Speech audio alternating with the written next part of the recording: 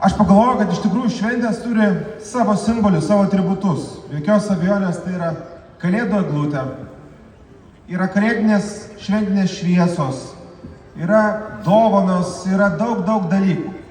Bet yra dar vienas dalykas, kuris irgi yra labai šventiškas ir tą šventinę atmosferą per šventes padeda kurti. Tai yra kalėdų ledas. Ledas po atvirų dangumi ir šiemet kalėdų ledas Vilniuje nusileido būtent čia, Rotušės aikštėje. Nežinau kaip jums, bet man ši vieta yra tiesiog sutverta kalėdų ledu.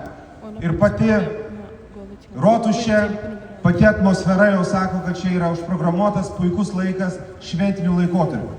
Šventinių laikotarpių ir ne tik, nes šitas kalėdų ledas tęsis net iki vasario 1 dienos. Tai net ir po švenčių iš tikrųjų bus galimybė čia ateiti ir dar prisiminti tos žiemos smagumus.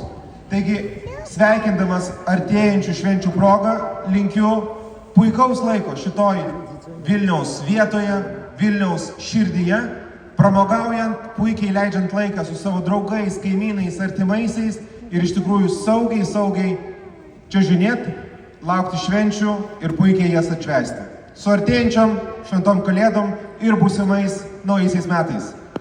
Ačiū merė jums. Su mumis taip pat